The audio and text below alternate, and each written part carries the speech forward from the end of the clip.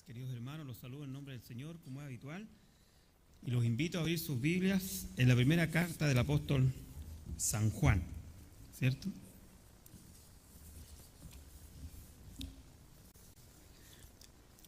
Hoy ya estamos en el capítulo 5.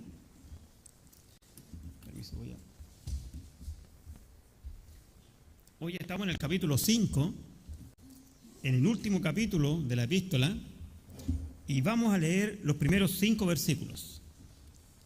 Dice así la palabra de Dios: todo aquel que cree que Jesús es el Cristo es nacido de Dios, y todo aquel que ama al que engendró, ama también al que ha sido engendrado por él. En esto conocemos que amamos a los hijos de Dios cuando amamos a Dios y guardamos sus mandamientos. Pues este es el amor a Dios, que guardemos sus mandamientos, y sus mandamientos no son gravosos. Porque todo lo que es nacido de Dios vence al mundo, y esta es la victoria que ha vencido al mundo, nuestra fe. ¿Quién es el que vence al mundo? Sino el que cree que Jesús es el Hijo de Dios. Vamos a orar. Señor, te damos gracias por tu palabra. Te damos gracias, Señor, porque podemos reunirnos libremente para escucharla, para aprender de ella, Señor. Y esta noche te pido una bendición muy especial por cada uno de nosotros, también por los que nos ven a través de nuestra página, Señor, para que esta palabra, Señor, que es una espada de 2 filos, Señor, sea cortando cada uno de nosotros, a mí en primer lugar y a cada uno de mis hermanos, Señor. En tu santo nombre te lo pedimos todo. Amén. Bueno, como se dan cuenta, ya estamos llegando a la parte final de la primera carta del apóstol Juan. Y Juan repite el tema del amor, insiste en lo mismo, pero hoy día también aparecen algo que es muy importante. Y por eso, si le vamos a poner un título al sermón de hoy, sería La fe que vence al mundo. Hay una fe que vence al mundo, y es lo que el pasaje es quizás lo central, aunque aparece al final de los 5 versículos, todo nos lleva hacia allá. Hay una fe que vence al mundo, y hay un amor de Dios que lo vamos a ver en sus hijos, en amor a Dios al Padre y en amor al Hijo también.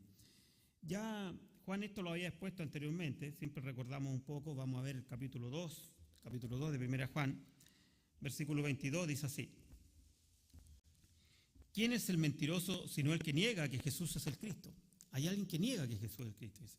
Este es anticristo, el que niega al Padre y niega al Hijo. Sin embargo, por otro lado, en el capítulo 4, versículo 15, dice así: todo aquel que confiese que Jesús es el Hijo de Dios, Dios permanece en él y en Dios. Entonces, nuevamente Juan empieza con estos contrastes. Hay unos que niegan que Jesús es Cristo, que es el anticristo, y hay otros, dice en el versículo 15 del capítulo 4, que Dios permanece en él, porque son los que confiesan que Jesús es el Hijo de Dios. Cuando nosotros, y muchas veces en alguna enseñanza, se hace como una separación casi, no sé, discriminatoria, digamos, entre lo que es el nombre de Jesús y lo que es el Cristo. Jesús es el Cristo. Cuando yo hablo de Jesús, hablo del Cristo, porque en Jesús estaba el Cristo, era el Mesías. Entonces, la fe, no hay que confundirse. Mucha gente cree en Jesús, que Jesús vino como un personaje histórico, que Jesús vivió, pero lo que nos hace hijos de Dios es creer que Él es el Mesías, que Él es el Cristo. Él es el Salvador. Jesús es Salvador, Cristo es Mesías. Entonces lo que nos hace hijos de Dios es creer que Jesús es el Mesías, que Jesús es el Salvador. Entonces los nombres Jesús, Cristo, generalmente van como pegados. Jesucristo, el Salvador, el Mesías. Cuando hablamos de Jesús, hablamos del Mesías también, ¿ya? Entonces Juan sigue enseñándonos esta doctrina que para algunos puede pensarse hasta básica. ¿Por qué seguimos hablando lo mismo? ¿Por qué seguimos hablando del amor? Hermanos, créanme que cada semana que preparo esto, que leo, me doy cuenta cuánto más me falta en esta área de mi vida. Y quizá haberlo dejado para un solo sermón, hablar del amor a Dios, del amor al Hijo, a Jesucristo, y del amor al prójimo, era quizás como desentenderse de algo que realmente necesitamos aprender día a día, que es el amor. Los destinatarios de esta carta deben saber que son hijos de Dios. Juan dice también: ustedes deben saber y estar conscientes que son hijos de Dios. Porque ¿cómo van a vencer al mundo si no saben, si no tienen claridad en esa área de sus vidas? Muchas veces, muchos hermanos que sinceramente han creído en Dios, viven con esa incertidumbre: ¿soy un hijo de Dios? ¿No soy un hijo de Dios? Y eso es algo que debe agobiar mucho a un cristiano, y es prácticamente una tortura espiritual. Entonces Juan, en el afán de que cada uno de nosotros tenga una convicción clara de que es un hijo de Dios, nos dice: esto se manifiesta en que amamos a Dios, en que amamos al hermano, ¿cierto? Y en que amamos al hijo. Y entonces ahora nos centramos en la palabra que Él quiere, que Él va a usar ahora. Y lo repite en el pasaje, que es la victoria. Tenemos victoria, somos victoriosos. Dios vence al mundo, y esta es la victoria que ha vencido al mundo: nuestra fe. Por eso decíamos que al principio que es la fe que vence al mundo. Lo que ha vencido al mundo es nuestra fe en Jesucristo, nuestra fe en el sacrificio expiatorio de Cristo. Y así, ahora, ¿por qué es tan importante esto de vencer al mundo? Bueno, el propio apóstol nos decía antes: no améis al mundo. El que ama al mundo es enemigo de Dios. Yo debo amar lo que Dios ama y debo odiar lo que Dios odia. Habíamos dicho también domingo anterior que Dios es amor. Es el atributo más grande de Dios, pero Dios también es justicia. Y Dios dice que no se complace en la maldad. Proverbios dice que 6 cosas aborrecen a Jehová, ¿cierto? Entonces Dios es amor, pero Dios también es un Dios justo, un Dios que en algún momento va a pasar la cuenta. Y por ese amor es que nosotros, dice, acá sigue el apóstol, porque también introduce otro elemento hoy día, dice, si guardamos sus mandamientos. En esto conocemos que le amamos, si guardamos sus mandamientos. Juan es como muy práctico. ¿Se han fijado que a través de este tiempo ya no estamos acostumbrados? Él es muy práctico y él hace muchas definiciones. Si tú dices que amas a Dios y aborreces a tu hermano, eres mentiroso. Así de práctico. Si tú me dices que amas a Dios, guarda sus mandamientos. Entonces, a veces no adorna con tanta palabrería la cosa, por muy buenas intenciones que tengan las palabras, pero él dice, hay algo que se manifiesta de una forma concreta, que es esta. Si tú me dices que amas a Dios, dice, guarda sus mandamientos, ese es el versículo 2. Cuando amamos a Dios y guardamos sus mandamientos, somos hijos de Dios. Ahora, este amor a Dios, evidentemente, que cuando amamos a Dios, cuando amamos al Hijo, cuando amamos a los hermanos, facilita mucho nuestro compromiso y la obediencia a Dios. Porque ¿cómo va a obedecer a Dios a alguien que no ame a Dios? Es absurdo.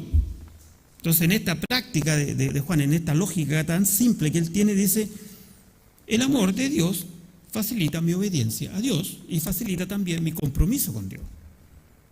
El amor a Dios, a los hermanos, es un círculo virtuoso. Amo a Dios, obedezco sus mandamientos, tengo compromiso con Dios. Si no amo a Dios, no tengo compromiso, no amo a nadie, me comporto como quiero. Entonces, se fijan que también incluso se nos puede hasta venir a la mente esa imagen que hacía el apóstol Pablo de Cristo y la iglesia. ¿Dice cierto? Que Cristo se dio a sí mismo por su iglesia. Así el esposo se dio a sí mismo por su esposa. Es la misma lógica.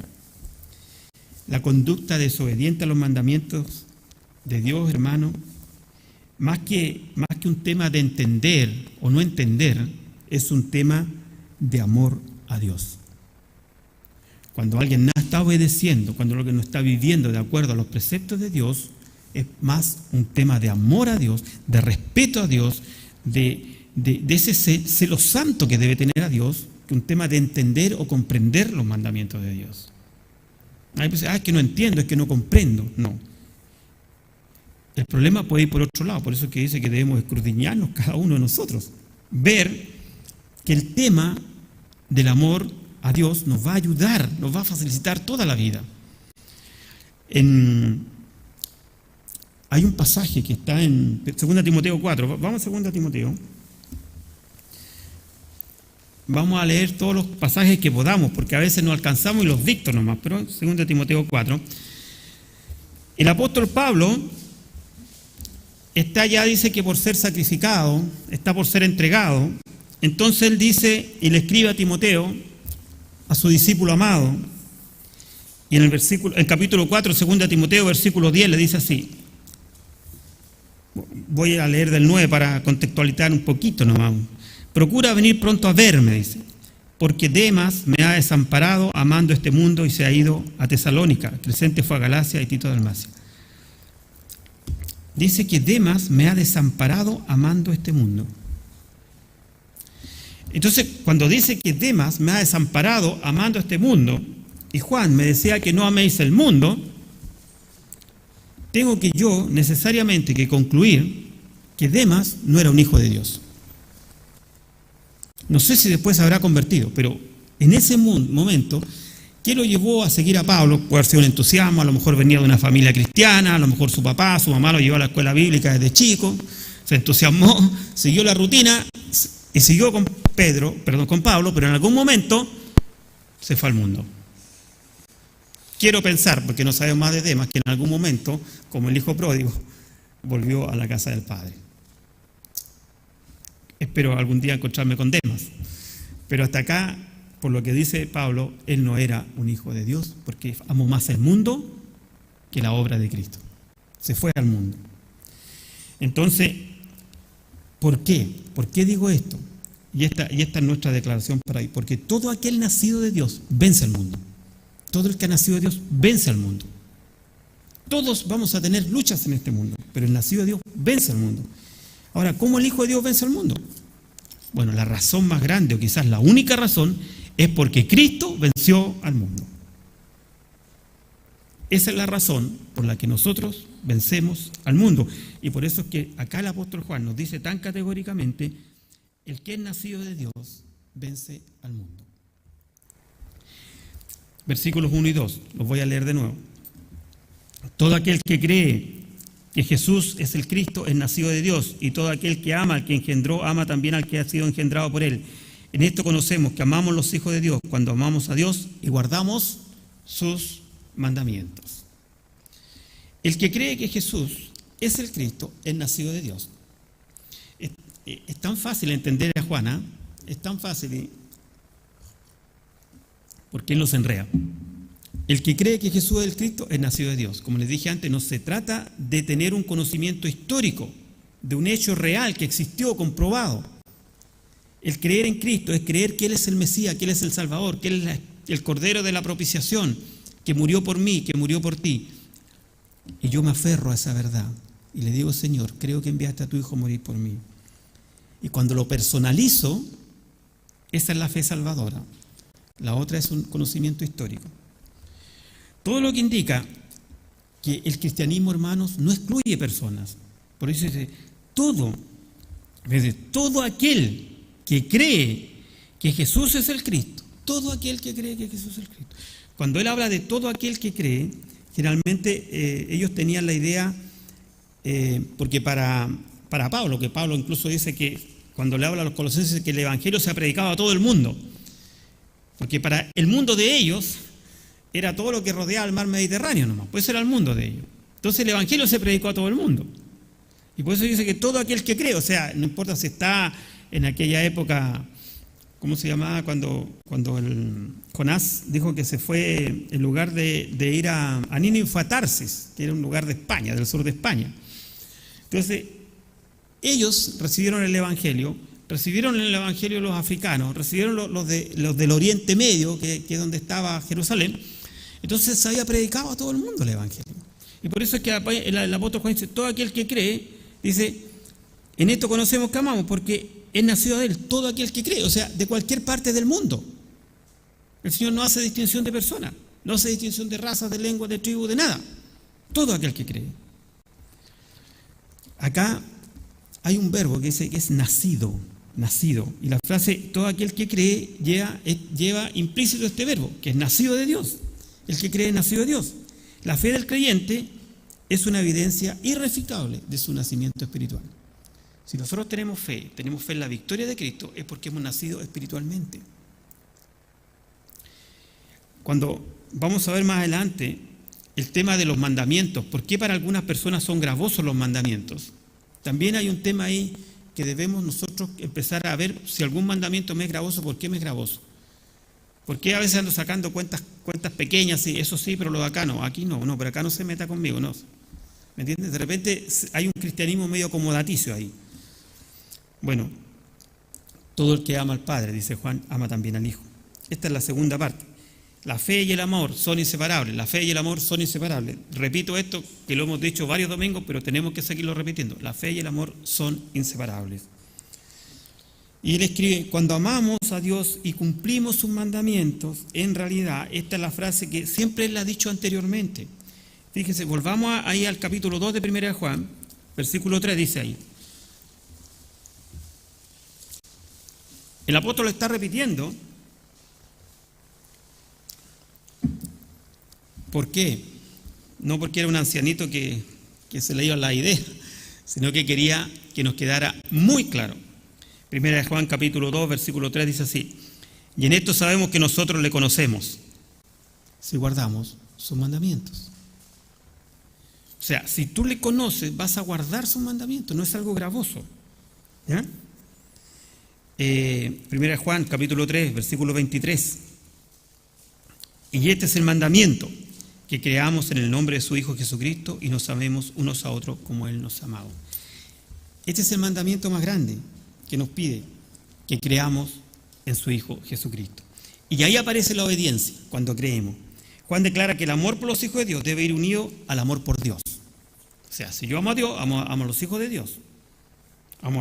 Porque somos creación de Dios. Incluso el domingo pasado decíamos que el hermano es imagen de Dios. Porque el Génesis dice que lo creó a imagen de Dios, lo creó. Varón y hembra los creó. Por eso que después él decía, ¿cómo puedes decir que amas a Dios que no has visto, si no amas a tu hermano al que has visto? Que es la imagen de Dios. El verbo creer, hermano, acá en esta epístola es muy recurrente. Mira, estamos todavía en 1 Juan 4, ¿cierto? Versículo 16. ¿Qué dice el versículo 16? Y nosotros hemos conocido y creído en el amor que Dios tiene para con nosotros. Dios es amor. Y el que permanece en amor, permanece en Dios y Dios en él. 5. Vamos al capítulo 5, versículo 1, que acabamos de leer. Todo aquel que cree que Jesús es el Cristo es nacido. Hay una consecuencia. Es como una causa y efecto. ¿Eh? El que cree es nacido. El que cree es nacido. Después en el versículo 5 dice, ¿quién es el que vence al mundo? Sino el que cree que Jesús es el Hijo de Dios. Nuevamente. Vence al mundo el que cree. Versículo 10. El que cree en el Hijo de Dios tiene el testimonio en sí mismo. El que no cree a Dios le ha hecho al mentiroso porque no ha creído en el testimonio del Hijo de Dios. Después, versículo 13. Estas cosas he escrito a vosotros, que creéis en el nombre del Hijo de Dios. ¿Para qué? Para que sepáis que tenéis vida eterna. Entonces estas cosas se han escrito para nosotros que creyendo en el Hijo de Dios sepamos que tenemos vida eterna. Y Juan pareciera que ya le está dando lo último vuelta, lo último de torque, se llama esa vuelta de torque, ya apretando lo que más puede, el tema del creer y el amor, que van íntimamente ligados. Entonces, aquí hay una declaración, podemos decir, para resumir esta parte, que consta de 3 partes. Amor por los hijos de Dios, amor por Dios y obediencia a sus mandamientos. Podríamos quizás resumir hasta aquí esto. Repito, amor por los hijos de Dios, amor por Dios y la obediencia a sus mandamientos. Son cosas que van juntas en todo hijo de Dios. Y son cosas que deben estar tan internalizadas en mi mente que ni siquiera las debo pensar. Actúo así, vivo así. Porque de tanto rumir su palabra, se van haciendo parte de mí. Hay una ilustración muy bonita de eso, dice que cuando en el campo están las vacas rumiando, tienen como 4 estómagos, van a uno, vuelven, pueden estar horas en eso, ¿cierto? Rumiar. Es lo mismo que hacemos con Juan. Juan nos ha estado rumiando la palabra del amor a Dios y a los hermanos hasta aquí, hasta el capítulo 5. Y nosotros todos estos domingos hemos estado rumiando la palabra. ¿Y saben cuál es lo más maravilloso? Que después eso, en el caso de los animales que están en el campo, después se integra a su cuerpo. Los que saben más biología me pueden explicarlo mejor, pero pasa a ser parte de su organismo, ¿cierto? Pasa a través del bolo alimenticio, llega a la sangre, es parte de la célula, es parte de ese individuo. Lo mismo la palabra. En la medida que rumiamos, después pasa a ser parte de nuestro. Entonces ya no pienso cómo actuar. O sea, yo no puedo ir por la calle y decir, a ver, voy a ver qué dice este mandamiento, cómo debo actuar. ¿Debo respetar a esta persona o no debo? No. Es parte de mi naturaleza. Es mi nueva naturaleza. ¿Debería hacerlo sin necesidad de los mandamientos? Sí, porque es mi nueva naturaleza. Pero también los mandamientos son necesarios y no son gravosos. Entonces podemos nosotros decir que en la medida que yo permanezco en su amor, Dios permanece en mí. Tarea para la casa, leer capítulo 15 de Juan, la vid verdadera, el pámpano y la vid. El que no lleva fruto es porque no permanece, el que lleva fruto es el que permanece. Y dice que después viene Dios mismo y lo empieza a podar para que lleve más fruto. Y así llegamos a la fe victoriosa. La fe victoriosa, versículos 3 y 4, dice así: pues este es el amor a Dios, que guardemos sus mandamientos, y sus mandamientos no son gravosos, porque todo el que es nacido de Dios vence al mundo, y esta es la victoria que ha vencido al mundo, nuestra fe. Nuestra fe ha vencido al mundo. Juan, quizás podríamos decir que es el escritor del Nuevo Testamento que nos da más definiciones, como les decía antes, de cosas bien precisas, bien concisas y como que bien categóricas también. Vamos al Evangelio de Juan, Juan 17.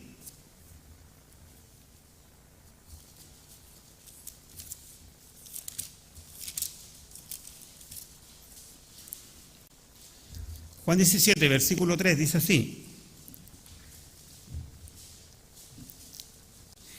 y esta es la vida eterna, que te conozcan a ti, el único Dios verdadero, y a Jesucristo, a quien has enviado. Esa es una definición, ¿o no? ¿Cuál es la vida eterna? ¿En qué consiste la vida eterna? En que te conozcan a ti, al único Dios verdadero, y a Jesucristo, a quien has enviado. Si alguien quiere tener vida eterna, disfrutar la vida eterna, es esto: que te conozcan a ti y a Jesucristo, a quien has enviado. Esa es una definición que hace Juan acerca de la vida eterna. Y así hay muchas verdades. Mira, volvamos a 1 Juan. Hay que tener más de uno de estos, unos 3 de estos, de estas cositas, ¿cierto?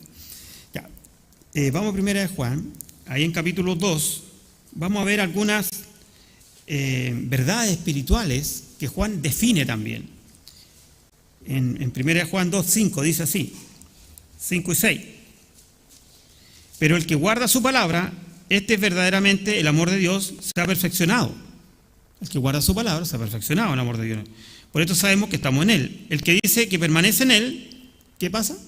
Debe andar como Él anduvo. Esa es una verdad espiritual. Hechos y no palabra. El que dice que permanece en Él debe andar como Él anduvo.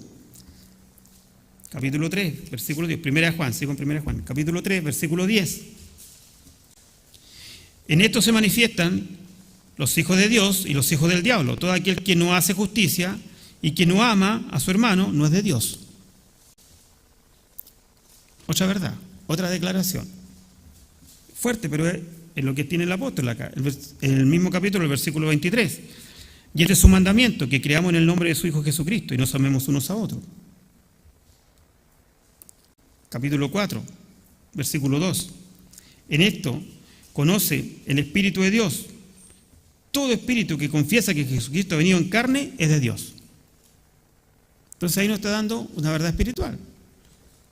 Todo aquel que confiesa que... El versículo 10 del capítulo 4, que dice: en esto consiste el amor, no en que nosotros hayamos amado a Dios, sino en que Él nos amó a nosotros y envió a su Hijo en propiciación por nuestros pecados. Capítulo 5, versículo 14.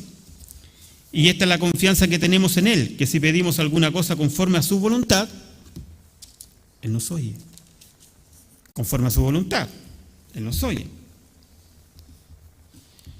Por eso, hermanos, el amor a Dios y el conocer a Dios significa obedecer sus mandamientos. Y eso es así. Sus mandamientos no son gravosos. Eso dice acá. Pues este es el amor de Dios y que sus mandamientos no son gravosos. Así termina el versículo 3. No son gravosos. Es decir, no es una carga. El mandamiento de Dios no es una carga. Muy por el contrario. Jesús dice que era muy liviana su carga. Mateo 11. Mateo capítulo 11.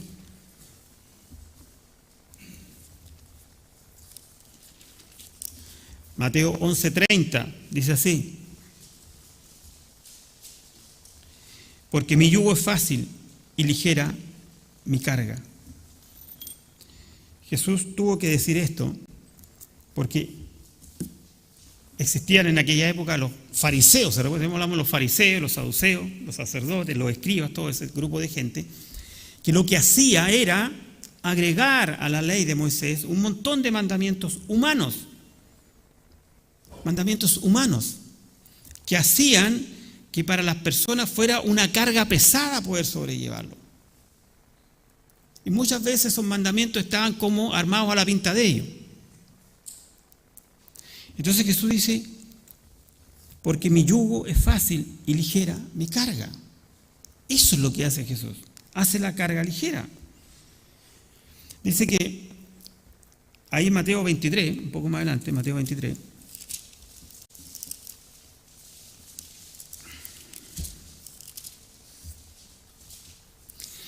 el mismo le está hablando a los fariseos en el versículo 4, dice así: porque atan cargas pesadas y difíciles de llevar y las ponen sobre los hombros de los hombres, pero ellos ni con un dedo quieren moverlas. Es decir, hacían leyes, hacían reglamentos para el resto, pero ellos nada. Entonces, muchas veces también debemos entender que cuando la gente cree o piensa que los mandamientos de Dios, estoy hablando del inconverso, el que está afuera, dice, no, sí, mira, le está presentando el mensaje, dice, no, te creo, está todo bien, pero yo no creo que me podría someter a tal o cual. Porque se imaginan cosas que no son. Los mandamientos de Dios no son gravosos. No son gravosos. Muy por el contrario, para el Hijo de Dios son un deleite. Esos son. Mientras dice que incluso estos mandamientos, lejos de ser gravosos, están hechos para darnos una protección al Hijo de Dios, para protegernos. Es como Nehemías, ¿se recuerdan cuando Nehemías hace el muro para proteger al pueblo? Los mandamientos cumplen una función similar, es para proteger al Hijo de Dios. Hay un pasaje que está en Deuteronomio, lo vamos a leer.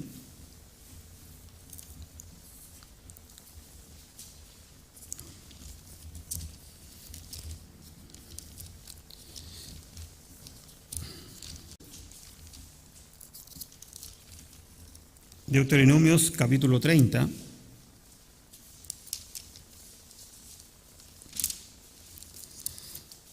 En el versículo 11 al 14 dice así: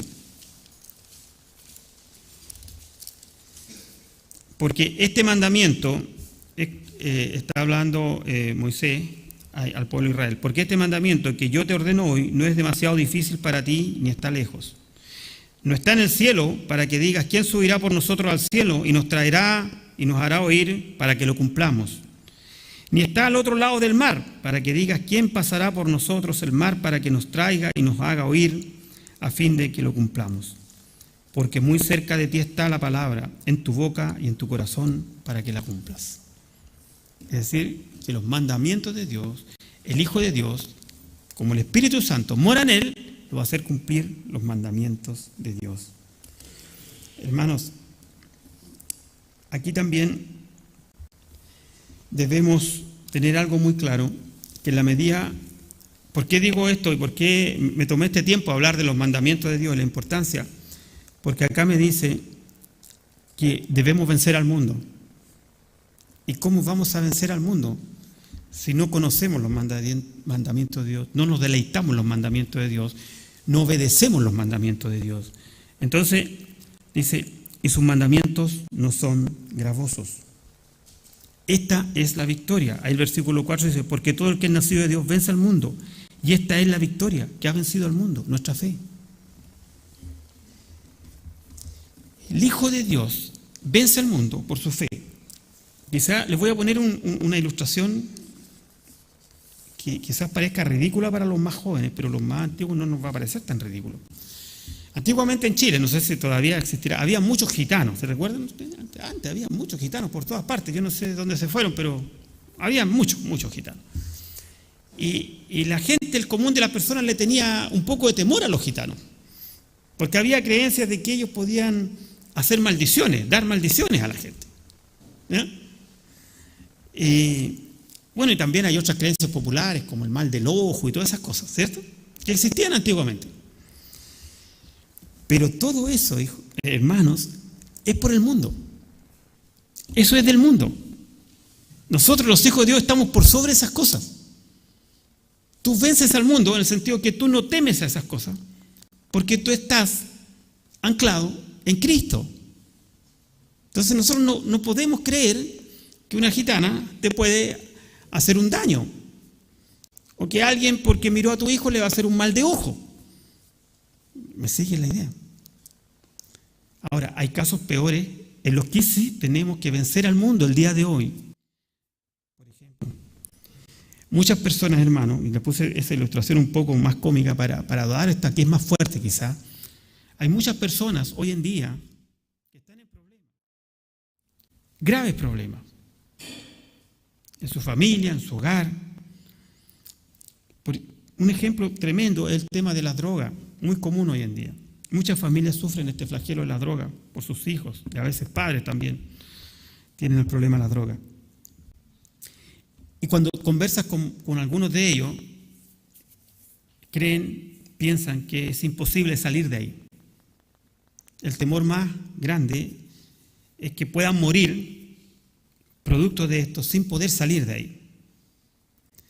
Y cuando estás sin Dios, es evidente que eso es un peligro inminente. Pero yo, con toda autoridad, me atrevo a decir esta noche a ustedes y a los que nos ven, que Cristo venció al mundo. Y Cristo venció la droga. Si alguien tiene un problema con esto, si alguien tiene un problema que no está viendo, doble su rodilla ante el Señor. Doble su rodilla. Cuando yo digo acá que Cristo ha vencido al mundo, no puedo ser un teórico. Tenemos que creer que Dios vence al mundo. Y si hay problemas de este tipo, no sé, de drogadicción, de cualquier cosa, de alcoholismo, Dios vence al mundo. Y podemos dar gloria a Dios porque en nuestra iglesia tenemos ejemplos de personas que han llegado con estas condiciones y Dios los ha rescatado y han vencido al mundo. Han vencido al mundo. Y esa es nuestra esperanza. Cualquier vicio, droga, alcohol, pornografía, adulterio, Dios vence al mundo porque en la medida que crees que eres un hijo de Dios, ya esos mandamientos no son gravosos, no son ni mandamientos para ti, son un deleite. Ya nunca más quieres ser un adúltero, ya nunca más quieres ver pornografía, ya nunca más quieres probar droga, no quieres alcohol, no quieres nada de eso, porque te deleitas en la ley de Jehová. Eso es vencer al mundo, hermano, porque tenemos una nueva naturaleza, porque nacimos de nuevo. ¿Cómo no recordar ese diálogo precioso cuando Jesús está con Nicodemo y Nicodemo le dice, ¿qué debo hacer? ¿Volver al vientre de mi madre? Y Jesús le dice, no. Lo que es nacido de la carne es carne, lo que es nacido del espíritu, espíritu es. Deben nacer de nuevo espiritualmente. Porque el que es nacido de nuevo tiene una nueva naturaleza. Y esa nueva naturaleza lo lleva en forma así automática a vivir una vida venciendo al mundo. Hermano, nunca olvidemos la enseñanza del apóstol Pedro. Vamos a 1 Pedro un poquito más atrás. 1 Pedro capítulo 2. Dice así.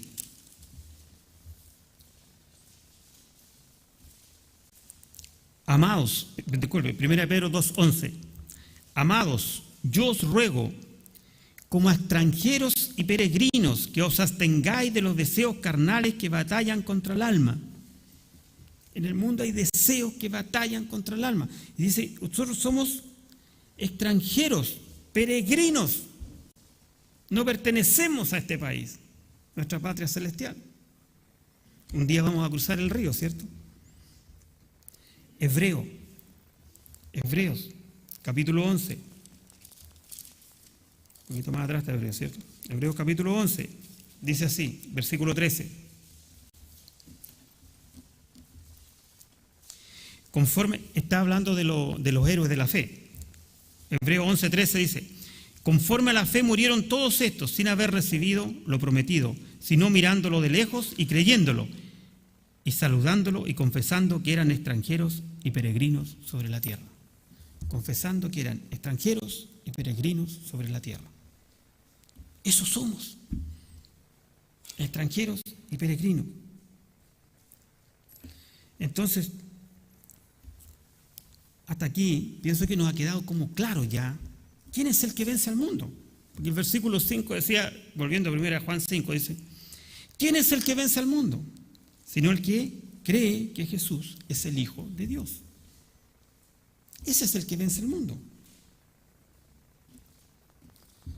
En Hebreos, volvamos a Hebreos, hay un ejemplo ahí, muy hermoso.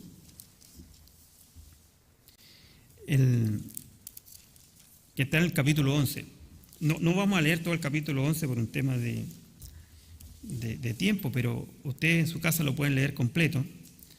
Pero voy a repetir algunos ejemplos que salen acá. Dice así, el ejemplo de la fe de Abel, Enoc, Noé, Abraham, Sara, Isaac, Jacob, José.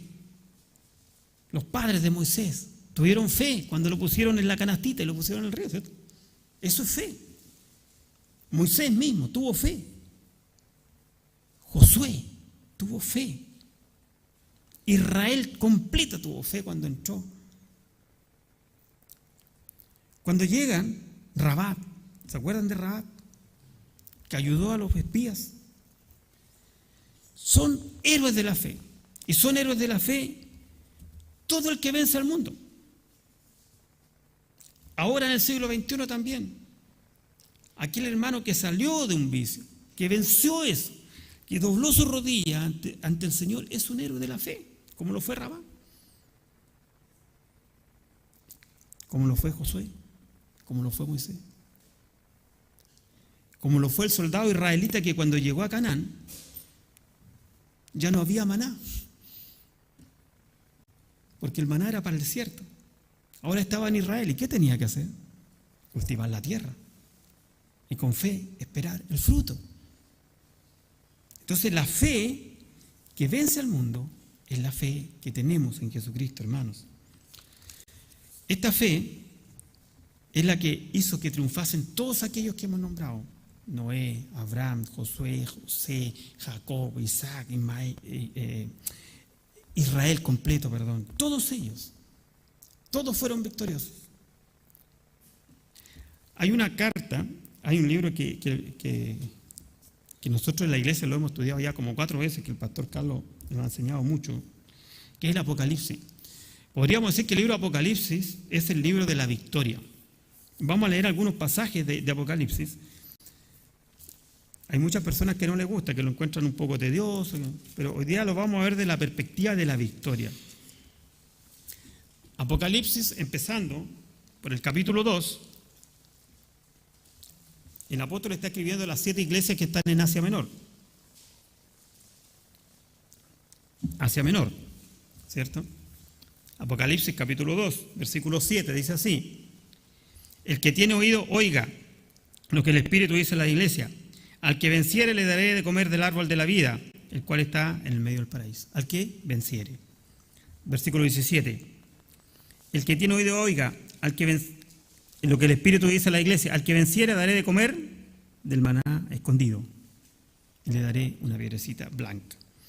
Después dice, versículo 26, un poco más adelante: y la regirá con vara de hierro, y serán quebrantados como vaso de alfarero, como yo también la he recibido de mi Padre.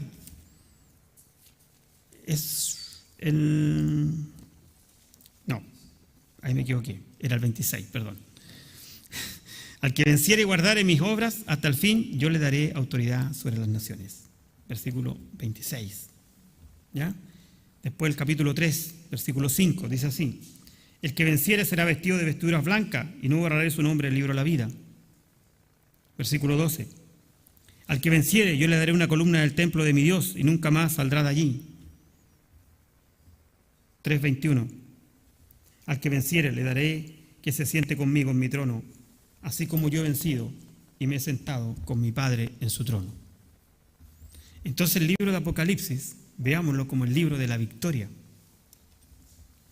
¿Por qué podemos decir que es el libro de la victoria? Porque es como el viajero cansado que ve al final del camino su casa y ya no se agota porque sabe que va a llegar a casa, ¿cierto? Es como cuando alguien viene del norte y ya entra ahí al puente que está aquí. ¿Cómo se llama ese puente? ¿Ya? Y dice, ya estoy llegando a casa. Después de 10 horas de viaje, ya estoy llegando a casa. ¿Se fijan? Es como el viajero cansado. Nosotros estamos por llegar a casa. ¿Ya? Entonces Jesús se dirige a todo cristiano cuando ellos son fieles hasta el fin. Cuando ellos son fieles hasta el fin. Sin duda, cualquiera hermano que es fiel hasta el fin es un héroe de la fe. Es un héroe de la fe. Entonces, esta pregunta, ¿quién vence al mundo? Todos nosotros, porque Cristo venció al mundo. ¿Quién es el victorioso? Nosotros somos victoriosos, porque Cristo venció al mundo. Y este dice que vence al mundo, es como una actividad continua. Vence, vence, vence aquí, vence allá, vence hoy día, vence mañana. Y vas a vencer todos los días que te quedan. La fe sola no vence al mundo, es la fe en Jesucristo la que vence al mundo. Entonces, alguien dirá, esto no es fácil. Claro que no es fácil. Veamos ya los últimos pasajes. Juan capítulo 16. Volvamos a Juan capítulo 16.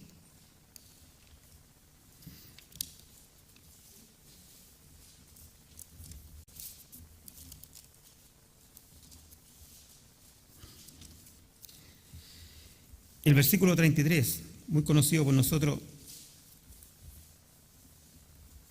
dice así. Jesús le está hablando a sus discípulos. Estas cosas os he hablado para que en mí tengáis paz. En el mundo tendréis aflicción, pero confiad, yo he vencido al mundo. Nosotros en el mundo vamos a tener aflicción. Eso lo dijo Jesús, no lo dice ni siquiera los apóstoles. Jesús dice, en el mundo tendréis aflicción, pero confiad. Él ha vencido al mundo. Entonces, esta es una, a ver, ¿cómo le explico? Esta es una batalla que ya está ganada. Esta es una guerra que ya se ganó. Ya Cristo la ganó por nosotros. Pero tenemos que vivirla. Es como si viéramos un partido de repetición, no el de la semana pasada, no, otro. Otro. Pensemos el partido que viene con Bolivia, ¿ya? Hasta el minuto 70 vamos perdiendo 1-0. Pero como nosotros ya lo vimos el partido antes, sabemos que Chile gana 2-1. Y estamos tranquilos. Entonces, esta es una guerra que ya la ganamos. Eso es, hermano, es una guerra que ya ganamos. Pero ¿cómo vamos a vencer al mundo? Vamos a ver 2 puntos. Vencer al mundo en tu corazón y en tu mente. Eso es sumamente importante. ¿Por qué? Al vencer al mundo en lo que es la codicia, al vencer al mundo en el egoísmo, en la envidia, la lujuria y cualquier otro sentimiento que ofenda a Dios, estamos venciendo al mundo. De repente, ¿qué pasa? ¿Por qué opino así? ¿Será que estoy envidioso? ¿Será que me he puesto envidioso? ¿Será que me estoy poniendo malo? Analizo, escudriñame, dice el David, escudriñame, oh Dios, y ve si en mí hay algo oculto ahí, sácalo. Y así estás venciendo al mundo en tu corazón. Lo primero, vencer al mundo en nuestro propio corazón, porque el mundo se quiere meter a nuestro corazón con todas estas cosas: egoísmo, envidia, codicia, avaricia, malos deseos, malos pensamientos. Pero también debemos vencer al mundo en sus ataques. ¿Cuáles son los ataques del mundo? Muchos, de todo tipo. Nunca olvidemos que el marketing, la economía y todo eso se basa en el hedonismo. Entonces tenemos que vencer al mundo en todos los ataques. Por eso es que Pablo dice, tomen el escudo de la fe. ¿Para defenderse de qué? De los dardos del maligno. Nuestra fe vence al mundo, a los ataques del maligno. Y como nuestra fe vence al mundo y vence los ataques del maligno, podemos decir como el apóstol Pablo, todo lo puedo en Cristo que me fortalece. Entonces ahí recién voy a decir, todo lo puedo en Cristo que me fortalece, porque he vencido al mundo. Hermano, Cristo es nuestro refugio, Cristo es nuestra roca. Proverbios 18:10, no lo busquen ya, solamente anoten, estamos terminando, dice que Cristo es nuestra roca, es nuestro refugio. Dios es nuestra roca, es nuestro refugio. Somos vencedores porque la victoria ya es nuestra. Jesús es nuestro David que venció a Goliat. Nunca nos olvidemos de eso. Jesús es nuestro David que venció a Goliat. ¿Se recuerdan? Eso está en 1 Samuel, capítulo 17, pero no lo van a buscar porque ya ahí me van a cortar la cabeza porque me estoy demorando mucho, para que lo busquen después en sus casas. Pero había un trato que lo hicieron los propios filisteos. Cuando aparece Goliat y desafía a los ejércitos del Dios vivo, como dice David, dice, ¿para qué vamos a pelear todos? Con este ejemplo ya estamos terminando. ¿Para qué vamos a pelear todos? Que venga uno de ustedes y pelee conmigo. Si yo lo venzo, ustedes se rinden y se someten a nosotros. Si él me vence, nosotros nos rendimos y nos sometemos a ustedes. Era un trato, ¿cierto? Era parte del trato, está ahí, después lo leen. Y así dice que fue por 40 días. Pero cuando Goliat representa a Satanás, David representa a Cristo, no a mí. Siempre lo hemos dicho antes, yo soy Saúl que está escondido en la carpa así tiritando. Y veo a Goliat. En el peor de los casos podría ser uno de los hermanos de David que le dice, ¿qué andas haciendo acá? Pero Cristo es David, no yo. El que pelea por mí, el que pelea por nosotros. El que venció a la muerte.